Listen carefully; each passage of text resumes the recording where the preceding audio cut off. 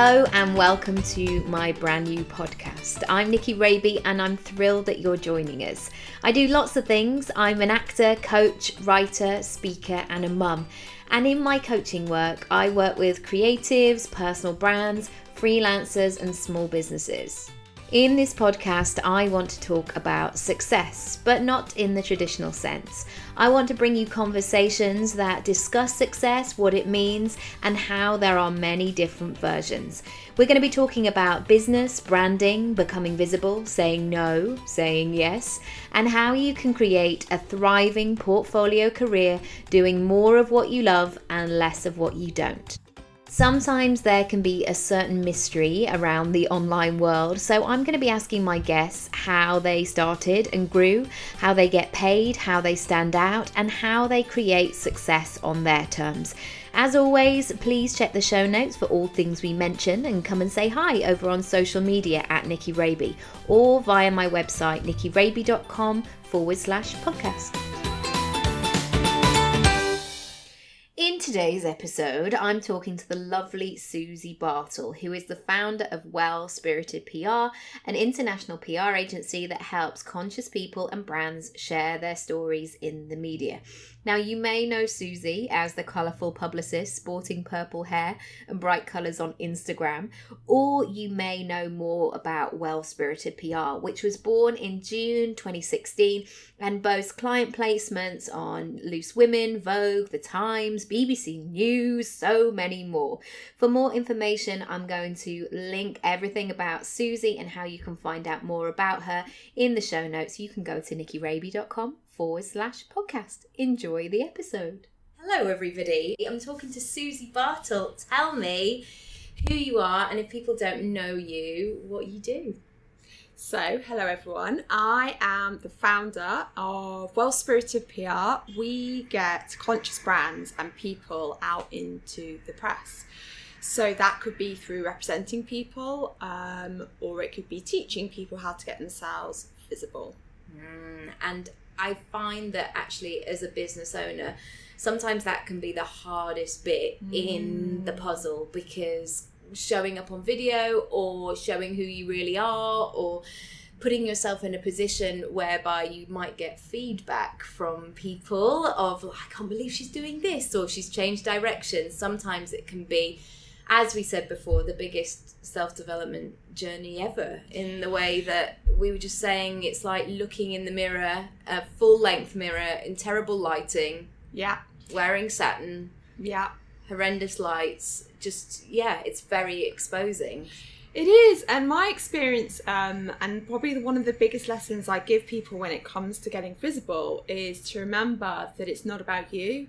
And I mean that with so much love. But that's where people trip themselves up, when they think the business is about you and when you think that what people are going to read is about you, because it isn't. You're almost like a campaign face in a way for a message, and it's about going back to your why. Why are you doing what you're doing? And if you can connect with that, suddenly your ego moves out of the way.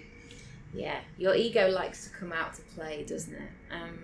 So let's go back a bit. Tell me about the early signs. What did you like doing at school? Was there a PR publicist dude, ladyette, in the mix from early on? Sure. Yeah, it's quite funny. I didn't see it until I realised that Wellspirited needed to be created, and it was aha! Now it all makes sense now. So I was late for school when I was younger, when I was in senior school, because I was reading the paper. And that's a true story. My parents used to get Times every morning, and it would get delivered about half an hour before I had to leave. So I'd be scoffing my Kellogg's K, reading the paper, and I'd be come on, you need to get in the car. Big breakfast on in the background. Yeah. Although we weren't allowed to watch Big Breakfast. Okay, we were. Which is probably why I ended up reading the paper. Anyway, and so there was that, but also sort of rewinding a bit further than that. I always enjoyed interviewing people. I was always fascinated by people's stories. Really, in theory, should have become a journalist, but there is a real crossover between a publicist and a journalist anyway. And but the other thing is I remember when I was around 8 years old and all my friends were out playing, and And I was really excited because I had just gone and spent my pocket money on a bunch of magazines. And my mum and dad were like, what is she doing? Like, why is she reading adult magazines? And I was just fascinated by them. And I can't put my finger on it, but it was just something about it really interested me. And then I went on to study business at college, and it was always like the advertising part that fascinated, media part. And then I went to study public relations at university. So I'm one of the very few that went on to have a career with what they studied at university. So yeah, and then my story, the well-spirited story is that I worked in the Dove for a Women campaign, and I worked on the Olympics, and lots of household brands. But I had some health problems. I've got something called Crohn's disease. And so I trained with the IEN, which is the Institute of Integrated Nutrition in New York, to become a health coach. And that's where this whole world opened for me of like conscious people and brands that weren't in the press and that needed representing. And so I dropped the health coaching thing. We were discussing this earlier. One of the biggest pieces of advice I give to people is to just get out there and go to events and meet up with people in real life. And that was how Well Spirited came about, because I realised that there was enough health coaches out there and people needed a publicist more than a health coach in this day and age. Yeah, and certainly I feel like as personal brands, as small businesses, especially in the beginning, you're trying to do all of the things. You're trying to write the copy, put your website together, actually do the work, the service that gets you paid. And it can be difficult to step back and actually drive the business forward rather than just being in it. So can I ask you, how do you get paid? Because I wanted to bring up the topic in this podcast of how people get paid, because sometimes it can be a bit fuzzy of like, what does a blogger do? Or how do people make money from YouTube? And all of these new roles that I guess are coming into play that were not an option when I was at school. I mean, we had a careers advisor who had one brown eyebrow and one white eyebrow and was slightly scary looking. So we've had the internet now, of course. We didn't even have that, you know, all those years ago. So how does it work in terms of business and money for you? Sure. So at the moment, I work on 2 packages with people. One is where I represent people for a minimum of 6 months, because that's how long it takes to build up some kind of routine in terms of getting them in the press. So obviously we get paid for that. I have a team that work with me on that. And then the other way is through coaching people. So we do that for anything from 3 to 6 months as well. And by that I basically write a plan for them and I coach them, because obviously through doing the IEN things is where all the jigsaw puzzle starts to come together. Yeah. I'm a qualified coach. So I can coach people, and I've also invested a lot. I know you and I have spoken about this a lot, Nikki, in self-development, because it fascinates me. And so I do a lot of that as well. So not only do I help people get in the press, but I also help with the mindset part for getting visible and for, you know, working through the different blocks that come with that. Absolutely. Also, I feel like we are the first generation of figuring it out, and we don't necessarily have the people to follow or to look up to, or certainly in the UK as well. I still feel we're quite new in this sphere, and in America or internationally, there is much more of a step-by-step guide, and here we're still going, is it okay? Because we can feel like we have that thing that perhaps we were taught that we shouldn't show off, or we shouldn't really say what we mean, or we just shouldn't shout any louder than anybody else. But when you are running your own business, you kind of have to, because unless you get the message out there, you're not necessarily going to be able to communicate with your customer. Yeah, and I say to people, like, it's like opening up a shop and without opening the door and putting a sign on. Like, there is literally no point in having a business that you're not going to let anyone know about. Or, you know, I'm very lucky in the sense of that my business runs without very little marketing. The irony isn't lost on me. Like, but I know that's not a sustainable business model by any stretch of the imagination, and that for me shows that there's a demand and there's so many more people to reach. But what I always say to people is that there's literally no point in doing what you're doing if you're just going to like keep it a secret. And equally, like when you tap into your why, then you really shouldn't be doing it. Like, yeah, it's interesting in that sort of branding yourself as a success, because there's a lot of people now trying to piece together their own version of what that success is. And for some people, it's not the 7-figure lifestyle. It's not the, like we said earlier about, it's not dancing with P. Diddy on a boat, or, you know, dripping. Sounds fun. Yeah, I mean, it would be fine. I get a bit seasick, actually, so I don't know how good I would not want to be sick in front of P. Diddy. But, oh, I'll see. But, yeah, I mean, I think that dripping in diamonds, or that sort of, you know, and for me as a mum, I feel like sometimes for women there can be that assumption that you work or you're with your children, or you work and you don't see your children. It's a kind of either or.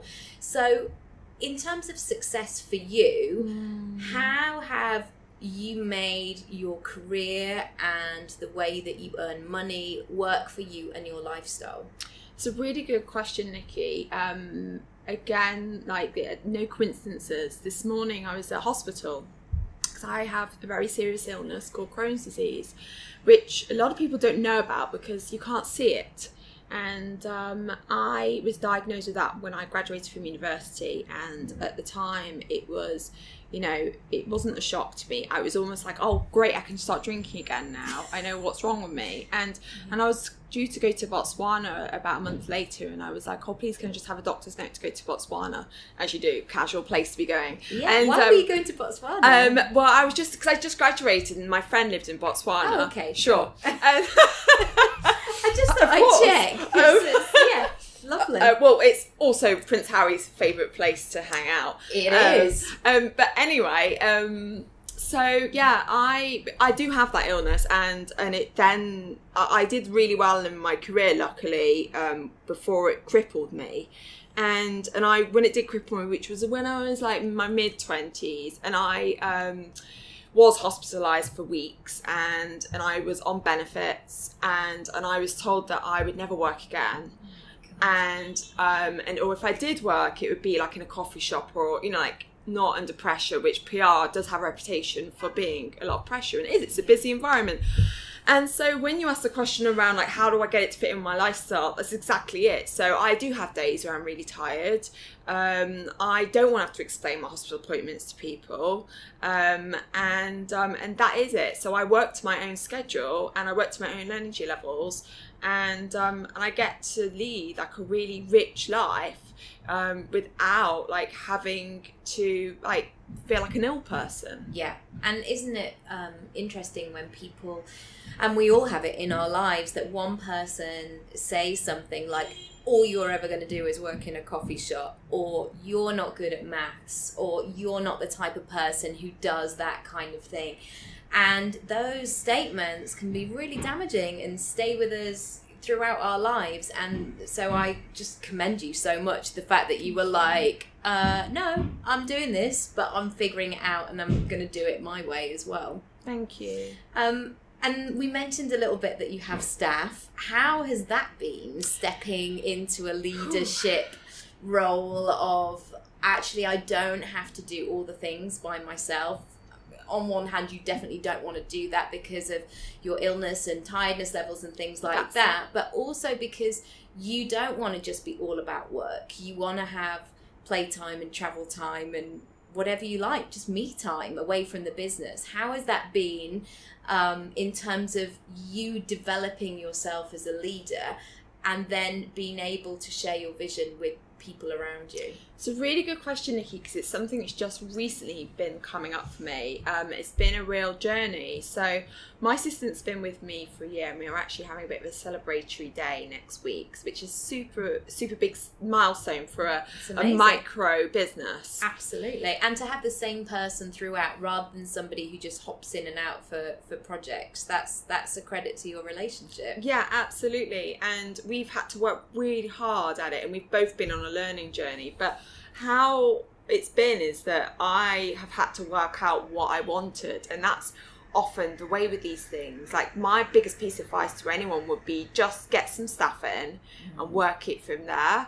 And like, I don't have job descriptions, I don't have a deck to show them of what Wellspirited is about, because I'm still figuring it out myself most days. Yeah. And but equally, at the moment, I've got somebody called Aish who's awesome, and she's really young and sprightly, and that for me, I've realised is perfect, because the young ones are really keen to learn from the old ones. I'm not old, I'm 35. The more experienced ones. Yeah, and they're willing to go the extra mile, and they're really grateful for the opportunity. Yes, because maybe they've been told at university of how hard the job market is. You're lucky to even have an opportunity. Don't waste it. I know that from my cousins are kind of going through that moment, and that's what they're bombarded with at school. Like, you're never going to have a job, and so that's really good that she's using that in a positive way to go, right, let's get stuck in, let me learn everything that I can and really progress quickly. Yeah, it's really interesting because I think I heard a stat the other week, I think it was on Girl Boss, and it was 75% of the workforce by 2020 is going to be self-employed. Yeah, I heard that. Which is really fascinating, and it means, but the other thing that I also watched was a talk which was with Simon Sinek, I think it was, and it was around how Generation X are going to be the worst workforce. So that's the people that are graduating from uni now, right? Because they're in this generation where they get everything fast, and they never really had to work for anything. Now, it's not like we come from a generation where we have to work for anything, but it's just a whole other level. Things happen really fast on your phone and stuff. So they're always going to be job hopping and wondering why they're not getting what they wanted, because they can't stick it out. And I think that's probably one of my biggest experiences from leading a team is working with people to stick it out. Yes. And to really get passionate about the job. Because my experience of getting a job in this industry, PR, you're an actress, you know how hard it is to get a job in certain industries. And my first job, I got turned down probably about 10 jobs. And when I did get turned down on the 10th job, I called them back up and I said, right, give me the job and I'll do it for free, and I'll show you how that I can do it. And that is, I didn't even think anything of it. Looking back, it was really ballsy of me. But it's great. But that's the attitude I expect people to come to me with. And I know it sounds really hard, but I'm like, no, you work your ass off. Yeah. Because that is the kind of attitude that we need. There's people who can't get jobs in the world, and I'm going off on one here, but you need to be grateful to get a job, and you have to work hard for it, and really good things happen, like having our own businesses and being able to pick our own schedule when you work hard. Yeah, it's so true. And also you realise that it's not just what you do in the day of actually showing up when you're at work, it's the stuff that you do behind the scenes. And one thing that I want to talk a bit more about this is about mindset and how you keep that in check and you keep on the right path and following where you know that you're supposed to be. So I guess, what do you do when your motivation wavers or you feel just a bit below? We all have those moments in the month where life can feel harder, feel trickier. So when you feel like you've just been thrown a big bag of how do you deal with that? So there's a few things on that. It's a really good question, because it is something that they don't tell you about, people don't really talk about. So time of the month, I mark that week out, because I slowly feel myself declining, and that week, so I don't have any appointments. The week before my period, and I also ask the girls in my team to tell me their periods, so that I can And I bet you're all in sync now all of a sudden. Well, actually, Ali, who is my assistant, is breastfeeding and she's not got her periods back yet. But I keep saying, let me know when you get it. Let me know, and she'll know. And so that's one thing that I've learned. And 'cause I just get fuzzy brain. So for me, like, I find that when it just gets really hard and I just can't move forwards, I tend to just clock off. Yeah. And it's the fastest way. Like, you can push through, and sometimes I mean, I live in the real world. Like, sometimes you do just have to push through, and it's just horrible. Yeah. But when I do have the opportunity to just let go, I will do that. And I live near some cliffs in the countryside, and I go for a walk there, and I listen to a podcast, and I listen and I'll meditate, and I'll go for a coffee. I might go to the cinema. Like, I'll just do whatever I can to switch off. And then before I know it, I'm back in the game again. Yeah. Because I never get my really good ideas when I'm just sitting at my desk trying to figure it out. I always get my good ideas when I'm driving, or I'm walking, or I'm in the shower, or I'm rescuing my child from the top of the climbing frame. That's when my head is in a different sort of zone, or just when I'm moving about. And I feel like that's why the landscape of working life is changing, because I don't necessarily think that we all do our best work between the hours of 9 to 5, sitting behind a desk, going to the same environment every single day. And I'm glad that that's changing and that people are having a different conversation. Yeah. So I'm going to do some quick fire ones now. What is the best thing about your job lifestyle? The best thing is that I get to work with incredibly inspiring people day in, day out, working in the media, which I just absolutely am fascinated by every day. And I have so much freedom. Yeah, it's so good. Freedom is everything. If you could do something else for the day, what would you do? Oh, I'd like to be a TV presenter. Yeah. Suzie's available, ladies and gents. If you're here, what would you do? What would you present? Oh, I'd be like on a chat show, like a bit, maybe like Holly Willoughby. Yeah. A great dress, great heels. Yeah, happy days. How do you celebrate your success? So, I found that really hard when I read that question earlier, and I was like, how do I, what I tend to do is call my team up. First thing I do when something good's happened, and we have a little bit of a powwow and cheer. And I tend to I'm really generous as a boss, so I tend to send them gifts, like flowers or something, to say thank you if they've contributed to it. And that's, for me, that's a celebration. I have to say I'm a bit of a consumer sometimes, so I might go and treat myself. Like, I just recently bought, I've got this big pink hat from Versace that I wore today that says love on, and so I might do something like that. Or sometimes I'll just give myself an afternoon off and go to the cinema. Yeah, and just hang out. Yeah, lovely, brill. Do you have any tools or resources that you just couldn't live without, like technology wise? Technology wise, well, Instagram. I would say most of my business comes through Instagram, which is madness, really, because it's an app on a phone. Yeah. But it is Instagram never go away. Yeah. What will we do? There'll just be people in sort of slightly filtered situations melting away, just being worried. I'm sure you've read loads as a coach, but give me one book from your bookcase that you would recommend, or maybe it's that book that you've bought for people time and time, I'm saying it again, that you just know that they have to read it. Sure. So it, without a doubt, it's Big Magic. It's great. It's a really good book. Our mutual friend Lucy Sheridan threw it at me lovingly at Christmas 2015. Have the magic. When I spent with her, and I was just she'd just got her book deal and was flying, and I was like, what do I need to do, Luce? I don't know. I was a little bit lost, and I read it, and I pretty much woke up one day and I was like, this is what's happening. I don't know if it's going to work. I don't know if it's a mad idea, but screw the health coaching, well-spirited starting, and I don't need any permission for this. Amazing. Love it. And what advice would you give to your teenage self? You know what?